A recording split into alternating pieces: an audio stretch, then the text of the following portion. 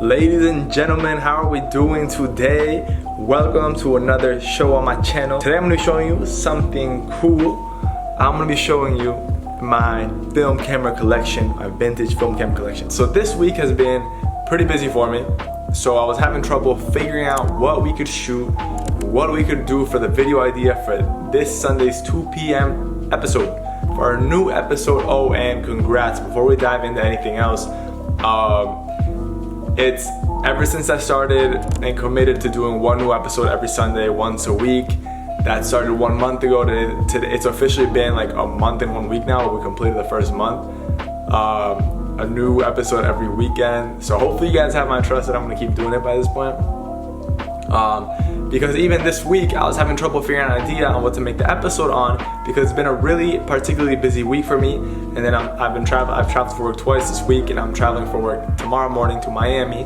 But I obviously still wanted to make an episode that was cool and well put together and had value. And so I thought to myself today while making a TikTok, I was like, why don't I make an episode introducing my film camera collection, my vintage film camera collection. But before that, let's do a quick little fit check. The vintage 90s bedazzled, Benjamin Franklin Looney Tunes shirt. I got the zebra Doc Martens with the BDGs on, and this vintage gold watch that I picked up at a flea market, I think.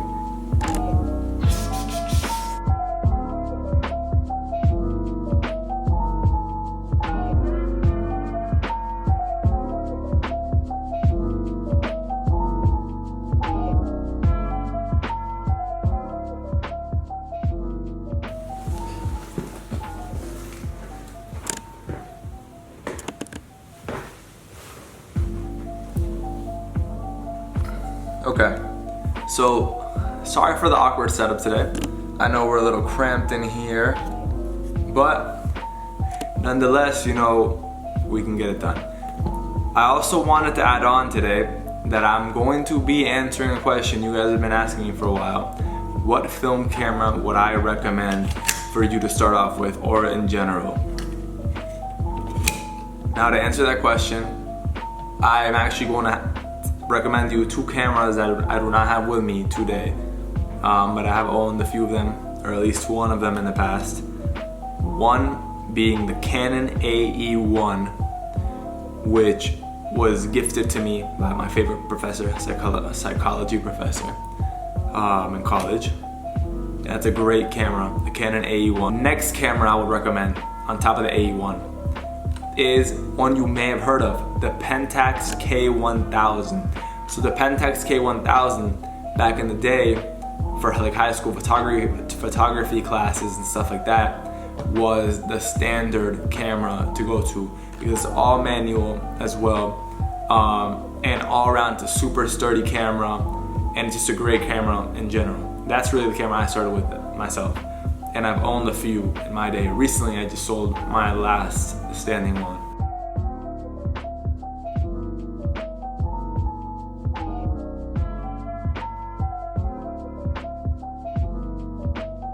But yeah, Pentax K1000, you throw on some of that Ilford, take me back to college, yo. Throw on some Ilford HP5 or any of that onto a Pentax K1000.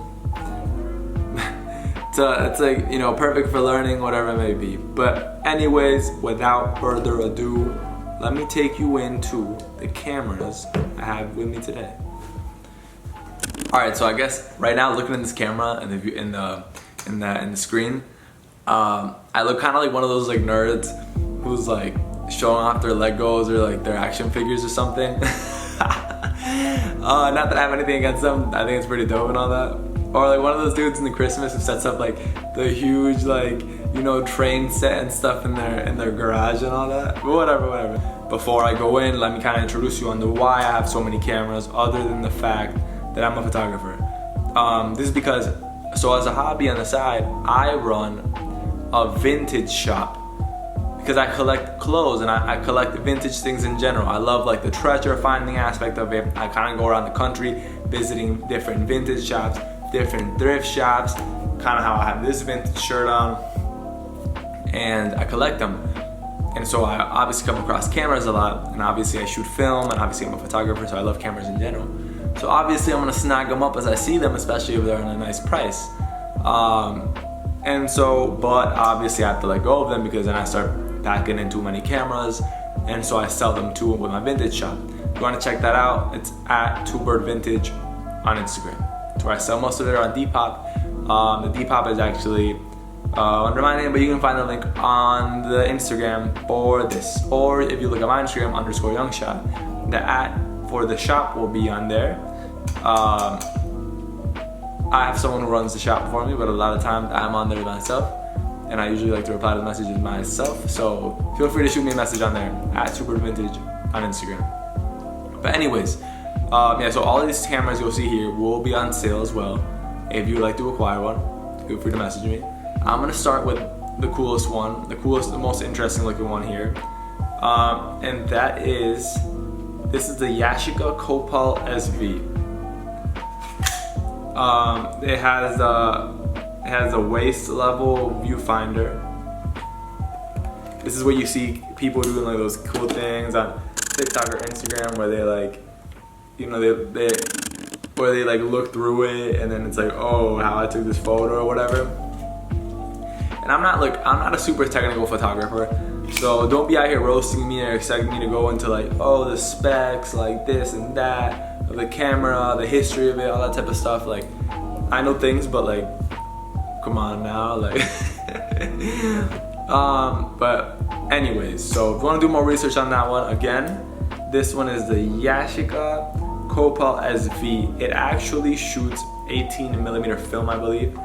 I wanted to try, because I know they have these types of ways where you can even do it yourself, but find I forgot what it's called, but to be able to put 35mm film in here instead, because 18mm film is hard to it's hard to develop it. Only certain places do it, and well, it's not hard to develop it, it's hard to find a place that'll do it for you unless you do it yourself, and it's hard to find the film in general. But you could also just use it as decoration. I've never actually tried it. Now, this is one of the newer ones I picked up. This right here, this fellow right here, is a Yashica Professional Electro 35. I know you guys be liking them Yashicas.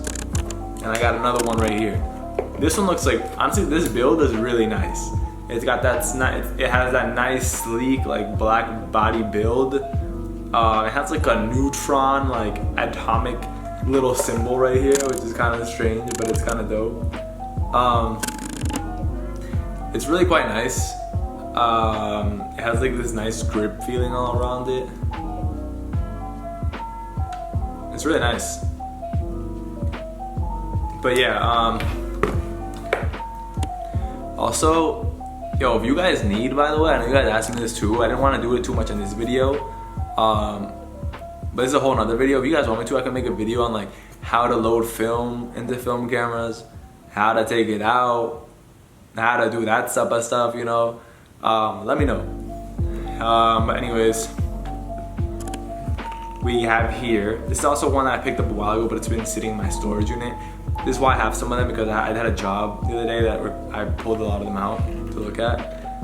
But this is a Ballsy B22, probably a Ballsy B22 Set-O-Matic. Now this bad boy is from Wollensack, Rochester, USA. This bad boy is sleek. Like, this has a little, like, looks like one of those little purses they have on, like, you know what I'm saying? Like nowadays walking down Soho, those little miniature bags they have. Nice carrier for it. Like, this bad boy is sleek. And this is not your average like film camera. Like, it takes 35, but look, the rewind and all that type of stuff, it's different. You know, if you guys didn't know, to take off the case of these, you unwind the bottom and it comes off. But I bought this in partner with this camera right here. And this is one of my, whoa buddy. This is one of my favorite cameras, really. I have a roll in here that I put in. It took a while to figure it out, really, when I did, because I'd never loaded up a camera like this. It's also kind of like, it's like canistery, like it's strange. You load it up from the bottom instead of like the back. But look at these dials, dude. Like, these dials are crazy.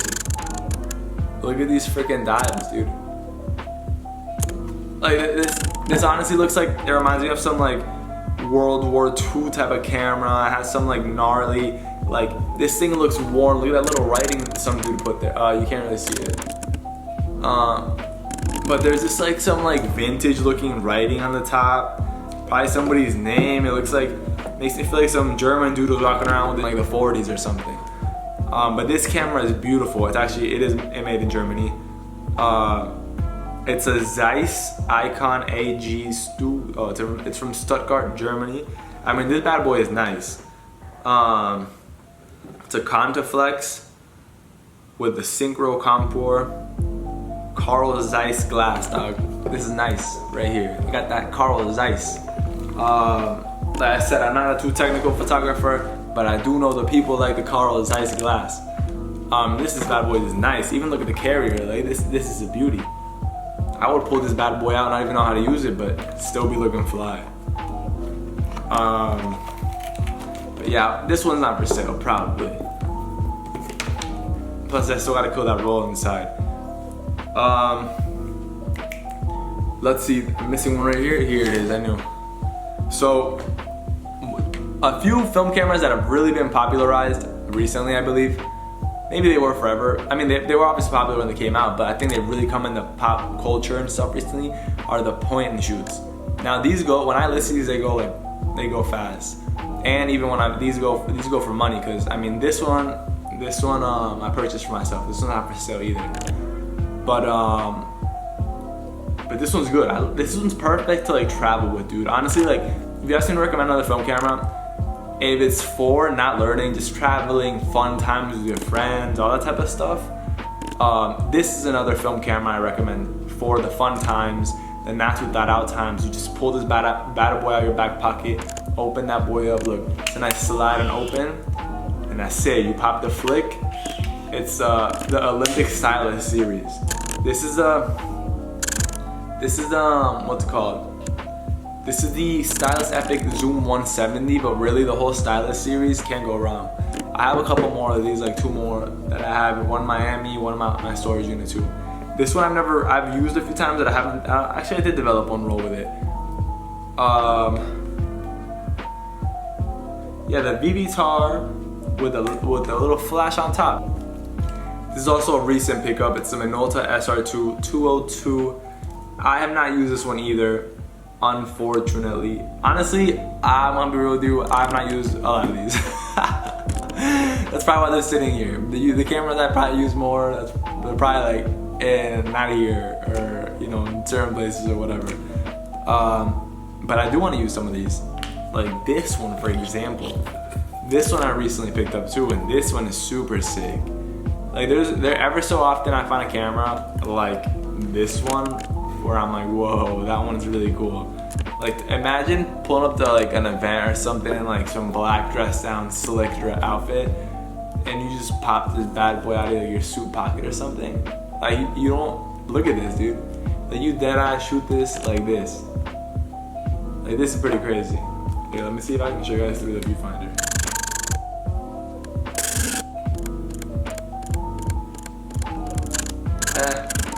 Not really, but this is sick.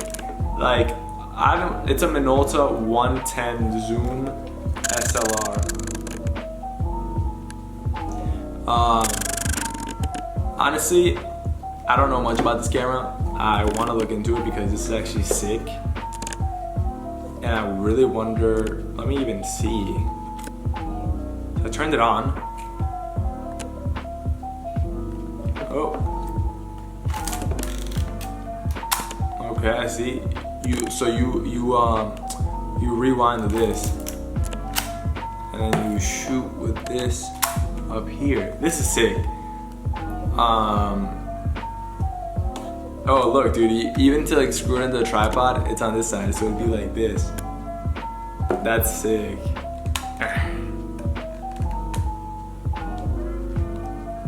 Dang, dog, I don't want to like snap this thing off, but my nails are really not gripping on. Oh no, there's a little chip missing. Dude, there's a little chip right here. That's disappointing thing. I don't know. This is definitely not me. There's a little chip right there. Golly, boy. Golly. It's just not opening. What in tarnation? Honestly, I'm gonna try this later. I don't want to break it right now. And I actually got to go to the city real quick and handle some business. But, what was I gonna say before I leave? Yeah, leave me in the comments. Tell me what you guys want me to do, what episodes. Give me some inspo. Feel free to say whatever, dude. Like, I want to really make these episodes again, like, insightful and bring valuable content to your tables. I know today's episode was kind of quick, maybe not as exciting. Just kind of go from the cameras. Really just to hang out a little bit and to deliver the promised weekly new episodes. But, you know, let me know again. I'm going back to LA for the month next week.